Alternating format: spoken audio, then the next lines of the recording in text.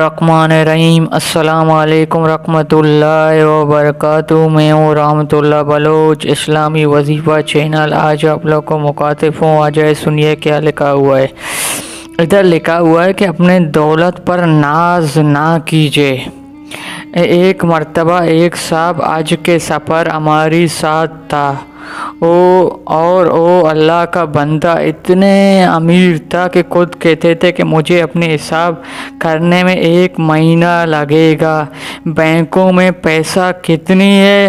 اس نے حج کا انتظامیہ کو یہی پر بڑے ہوٹل میں کمرہ بک کرایا، پھر اس نے ایک لوین مہنگا گاڑی کرائے پر لیا۔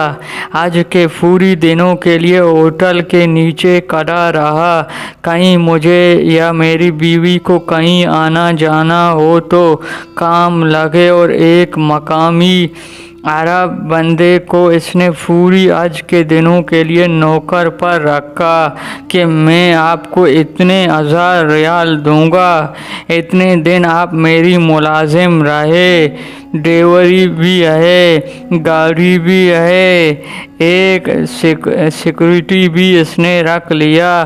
کہتا کہ مسئلہ کوئی نہیں ہے، میں پانی کی طرح پیسہ بہاؤں گا، مجھے آج پر مشقت ہی نہیں آ سکتا ہے۔ میں نے اسے سمجھایا کہ بہتر یہ ہے کہ اپنے آپ کو اللہ کے حوالے کر دو، کیونکہ مصیبت میں بڑا ہوں گے تم لیو بڑھانے جاؤ گے، اللہ لیں گے، بڑھاپا جائے گا، اللہ کی شان دیکھے گا۔ اس نے کہا تھا جی نہیں، اور اپنے ساتھ پیسہ بھی بینک میں اتنے ٹرانسلیٹ کر کے آیا۔ میری خیال میں اس بندے کو 100 بندے حج کر ہوں گے۔ اپنی طرح اس نے پوری انتظام کرایا۔ اللہ کی شان دیکھو، آج ایک ہی دنوں میں ایک دن مجھے اس کا فون آیا، میری بیوی گم ہو گیا، بھٹی پڑھنے لکھا ہے، سمجھدار ہے، نیک خاتون ہے، وہ کیسی گم ہو سکتا ہے۔ اس نے تو پہلے آدھی درجن حج کے لیے کہنے لگا جی گم ہو گیا، چلو ڈھونڈو۔ پوری حرم ڈھونڈا رہا، پھر پولیس والوں سے رابطہ کیا، پھر پلان سے رابطہ کیا، کہیں کچھ پتہ نہیں، حتیٰ کہ اس بندے نے پیسہ دے کر مکے ٹی وی پر بھی اعلان کرایا۔ ٹی وی کے اوپر اعلان ہوا، کسی کو پتہ ہوا کہ بتایا، پولیس والوں کو کہا، حتیٰ کہ اپنے رسوخ کے ذریعے اس نے گورنر مکے سے رابطہ کیا، اور اس کے ذریعے اس نے پوری پولیس کو پیغام بھیجا۔ 2 دن اس کو رونا پڑا، اتنی موٹی آنکھوں ہو سوچ کر بار بار مجھے کہتا کہ میری کیا بنے گا، میری بیوی بچوں بار مجھے کہتا ہے کہ میری کیا بنے گا، میری بیوی میری بچے کا کیا ہوگا، میری زندگی میں اسے کہتا ہے کہ میں نہیں کہتا ہوں کہ اپنے آپ کو اللہ کے حوالے کر دو، 2 رکعت پڑھ لو، اب اللہ سے معافی مانگو، اللہ نے معاف کرنے والا ہے، اپنے سامنے 2 رکعت نفل پڑھو۔ ابھی دعا کر کے اٹھا تھا، اس وقت اسے کال آیا کہ فلاں اسپتال سے آپ کے بیوی کا فون ہے۔ ہوا یہ کہ بیوی نے گرمی میں کہیں طواف کی، اس کے آگے 2 رکعت نفل پڑھنے کے لیے ایک جگہ پر بیٹھا ہوا، وہیں پر بے ہوش ہو گیا، جس کو کہتا ہے وہ ہو گیا۔ چنانچہ اس کے وقت اس کے پاس کوئی کاغذ نہیں تھا، کارڈ نہیں تھا، اس کو پولیس والوں نے ایمرجنسی میں ڈال کر کہا کہ بھیج دیا۔ پھر 1-2 دن میں جب اس کا طبیعت ٹھیک ہوا तब जाकर इसकी खामन को इताअत दिया। कहता है कि आज मैं ज़िंदगी का एक बेहतरीन असूल सीखे, बंदे को बंदगी अच्छी लगता है, पैसा आता है तो बंदा खुदा भी बन बैठा है।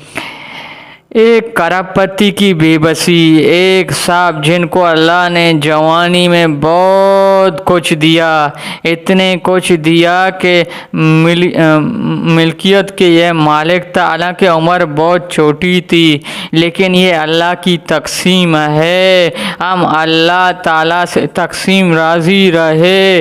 इस बंदे के पास इतने माल था, अगर ये रोज़ाना एक जहाज़ खुद किराए पर लेकर उम्रे के लिए जाए तो ये रोज़ उम्रे करके वापस आ सकता है। इतने पैसा हुआ, नेक की बावजूद अल्लाह ताला की शान, इसने ज़िंदगी में कभी उम्रे भी नहीं किया था। खैर एक मौके इस आजिज़ से बैत हुआ, पूछा बुट्टू क्यों उम्रा क्यों नहीं किया? कहने लगा जी बस मैं कुछ अपने आप को, अपने दिल को सुनारा पेश होने का काबिल हो जाऊं। फिर मैंने इसे बात समझाया, देखो जब हमारी कपड़ा मैला हो जाता है तो उनको हम धुलाने के लिए मैं ले जाता हूँ। कपड़े को वहाँ जाने का मकसद यही होता है, वहाँ से धुल कर आए।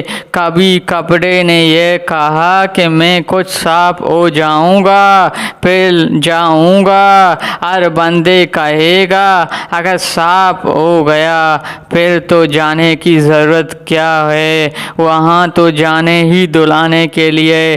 खुदा के बंदे बैतुल्लाह शरीफ को जाते ही धुलाने के लिए है। अगर फिर तुम्हें क्या ज़रूरत है जाने की? अब इसको बात समझ में आया। कहने लगा जी मैं उम्रे पर जाऊंगा। ये छोटी छोटी बातों होता है जो शैतान में जहन में ऐसी रचारा हुआ है, इंसान पैर से महरूम हो जाता है। वक्त का कोई गारंटी नहीं है, वक्त का कोई गारंटी नहीं है। आप लोग को अच्छा लगा मेरे चैनल को सब्सक्राइब करें, लाइक करें, शेयर करें, बेल आइकन की बटन दबाएं। अभी मुझे इजाज़त दीजिए। अल्लाह हाफिज़।